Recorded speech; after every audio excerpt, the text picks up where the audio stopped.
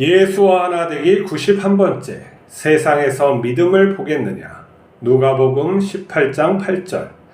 내가 너희에게 이르노니 속히 그 원한을 풀어 주시리라. 그러나 인자가 올 때에 세상에서 믿음을 보겠느냐 하시니라.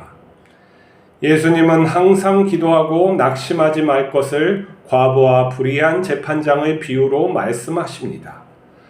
가난한 과부가 있었습니다. 과부는 억울한 일을 당했습니다. 그녀는 원한을 풀기 위해서 재판장을 찾아갑니다. 그러나 재판장은 과부를 무시합니다. 과부는 계속 재판장을 찾아가 자기의 억울함을 호소합니다. 재판장은 과부가 찾아오는 것이 귀찮아 과부의 원한을 풀어주겠다고 결심합니다. 예수님은 제자들에게 이 비유를 말씀하시며 인자가 올 때에 세상에서 믿음을 보겠느냐고 묻습니다. 예수님이 마지막 때에 기도하는 사람이 없을 것 같아 걱정하는 것일까요? 당시 바리새인들은 시간을 정해 하루 3번 기도했습니다. 세상 마지막 날에도 현재처럼 기도하는 사람은 많을 것이며 자기 믿음을 위해서 목숨을 버리는 사람도 있을 것입니다. 예수님께서 우리를 향하신 질문은 불의한 세상을 선하시고 전능하신 하나님께서 다스리고 계심을 믿을 수 있겠느냐는 것입니다. 하나님께서는 창세부터 세상 마지막 날까지 구원을 행하십니다. 하나님은 지금도 죄인들을 참으시며 그들의 구원을 위해서 은혜를 베풀고 계십니다. 하지만 죄인들은 하나님이 있으면 자기가 원하는 것을 해달라고 합니다. 하지만 그 내용이 불의합니다. 불의함은 선한 하나님의 뜻을 거역하는 것입니다. 불의한 모든 제국은 역사에서 심판받아 사라졌습니다.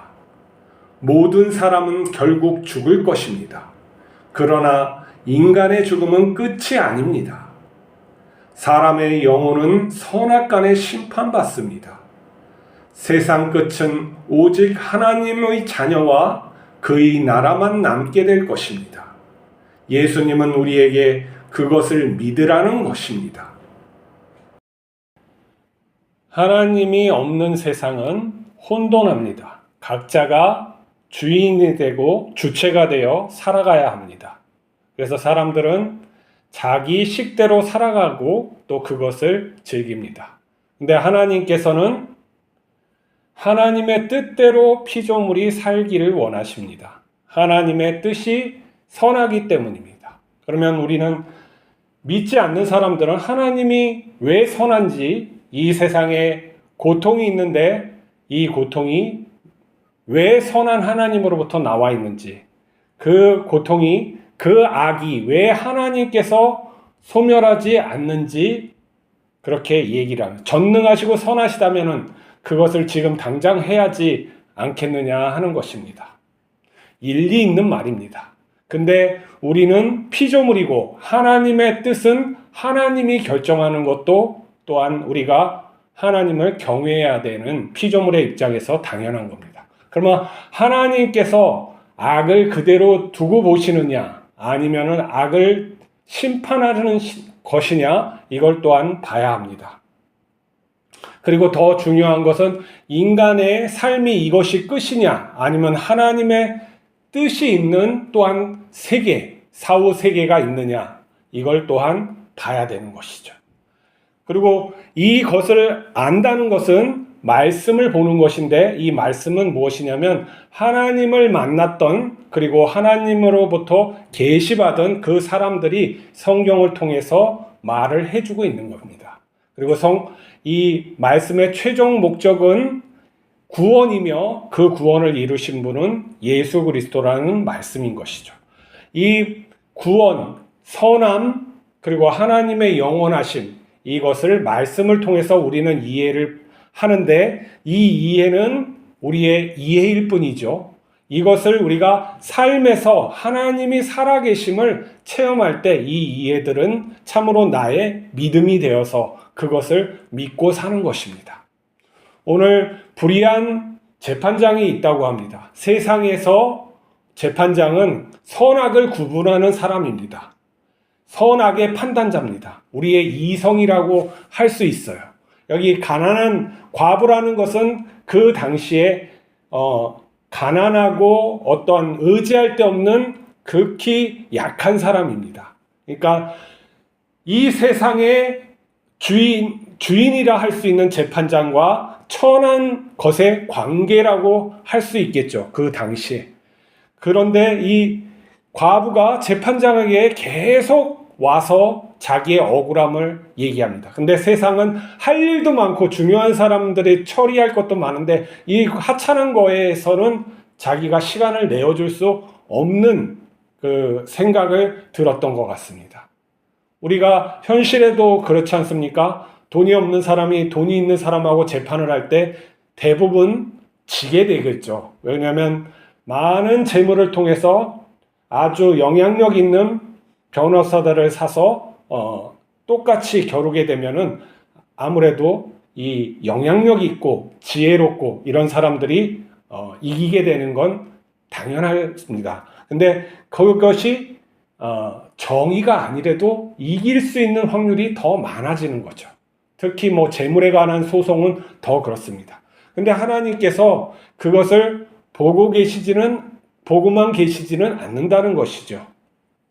자, 근데 이 불의한 재판장이 계속 찾아오니까 이 과부의 그 억울함을 들어주겠다고 이제 결심하는 것까지 얘기합니다. 그리고 이제 하나님께서 억울한 자를 그냥 두고 계시지 않는다. 세상도 하물며 이렇게 귀찮게 하는 재판장, 그러니까 이 재판장 귀찮게 한다는 건 무엇이냐? 세상에 이 민초들, 하층민들이 들고 일어나면은 아무리 높은 사람도 그 기반이 무너지기 때문에 어떻게 해줘야 되는 거죠. 그렇기 때문에 민주주의라는 제도가 발달된 거죠. 하물며 하나님께서는 그냥 두시고 있지 않는다는 것이죠. 자, 우리는 이것을 하나님의 살아계심을 또 역사를 통해서 우리가 증거받을 수가 있는 것이죠. 이 역사에서 보면 불의한 재판장이 다스리는 나라가 많이 있었죠. 자, 그 불의한 재판, 선악을 가르고 하나님을 대신해서 선악을 가르고 이렇게 하나님을 대신해서 말한다는 것은 왕을 말하는 거예요. 이 불의한 재판장은 돌려서 말한 거예요. 왕을 말하는 거예요. 왕. 그 당시 왕들이 불의하게 행할지라도 자기의 그 나라를 다스리기 위해서 하층민들의 요구를 무시할 수만은 없었다는 거예요. 제일 나중에 들어주죠. 자, 근데 이 불의한 나라들은 역사에서 어떻게 됐습니까? 모두 망했죠. 모든 제국은 그렇게 무너질 것 같지 않은 나라들이 영원할 것 같은 로마 제국이 역사에서 무너졌어요. 그리고 바벨론도 무너지고 그것은 이 역사를 하나님께서 그냥 두고 보고 계시지 않는다는 거예요. 역사에서 당신의 사람들 그리고 또한 심판의 도구로 일으키는 사람을 통해서 계속 역사를 갖다가 발전시킨다는 거죠. 우리의 역사는 그래서 원시 문화에서 어떻게 했으면 막 뺏고 막 그랬겠죠. 서로 생존을 위해서 막 그렇게 투쟁을 했을 겁니다. 그러나 하나님께서는 계속 거기에 개입하는 거죠. 그게 태초의 투쟁은 어떻게 성경에서 그려져 있냐면 가인과 아벨의 모습으로 그려져 있는 것이죠. 도시국가를 지향하는 가인, 유목민처럼 이 땅을 해서 하나님의 섭리대로 살고자 하는 아벨, 그것이 싸우고 했는데 결국은 아벨이 죽지만, 힘이 약해서 죽지만 하나님의 심판은 그 모든 불의한 것들을 어떻게 해요? 심판하시는 거죠. 뭘로 심판해요? 물로 심판하셨다. 사람이 어떻게 할 수 없는, 이 피조물들이 어떻게 할 수 없는 절대자의 힘으로, 권세로 멸망받고 하나님의 뜻대로 다음 세계가 열려졌다는 게 성경이 우리에게 가르쳐 주시는 진리죠. 이 역사가 그러한 반복으로 인해서 계속 가는 거예요.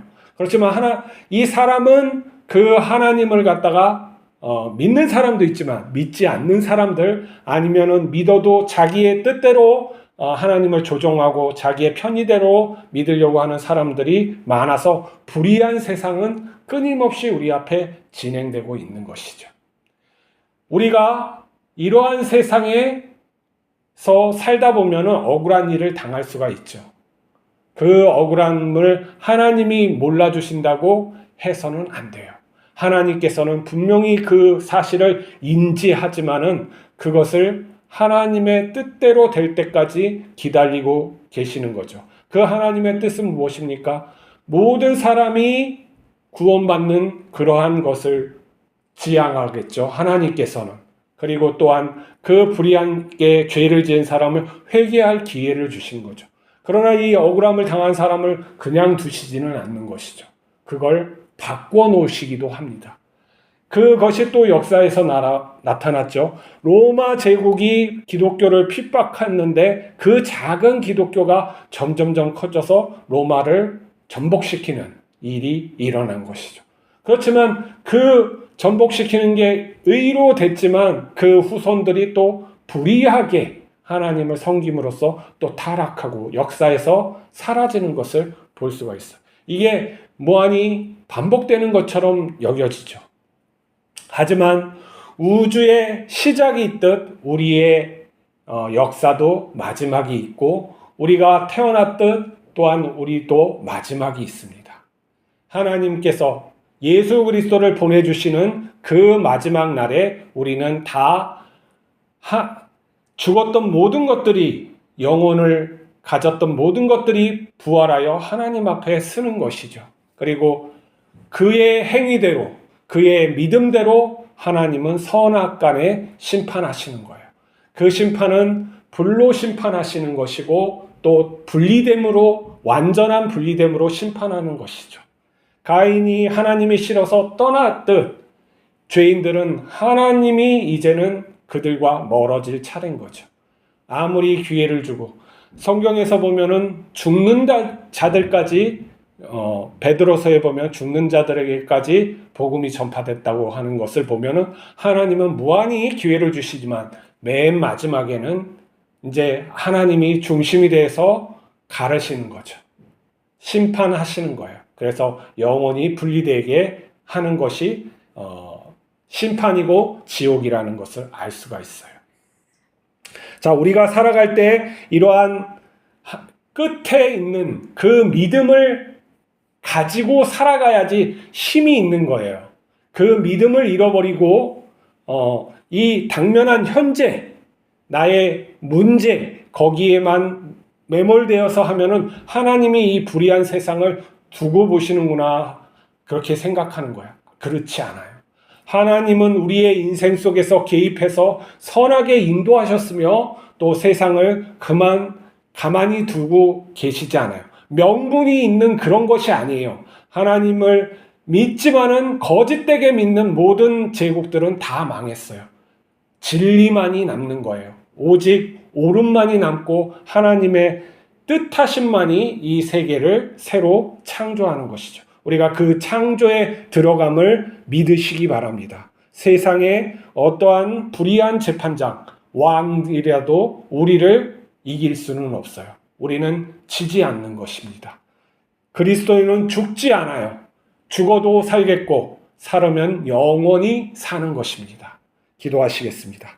하나님 아버지, 우리가 세상을 불의하다고 볼 때 우리 자신을 돌아보게 하여 주시옵소서. 세상은 불의합니다. 하지만 그 불의가 우리에도 있음을 고백할 수 있게 하여 주시고 그 불의함을 버리기 위해서 우리 자신을 버리고 예수 그리스도를 선택할 수 있도록 인도하여 주시옵소서. 참으로 선함이 있음을 믿을 수 있게 하여 주시고 우리가 깨우치지 못하는 그런 것들을 판단하지 않게 하여 주시옵소서. 오직 하나님께서 우리에게 계시하여 주시고 깨우쳐 주셔서 참된 진리를 알게 하여 주시옵소서. 우리 주 예수 그리스도 이름으로 기도하옵나이다. 아멘.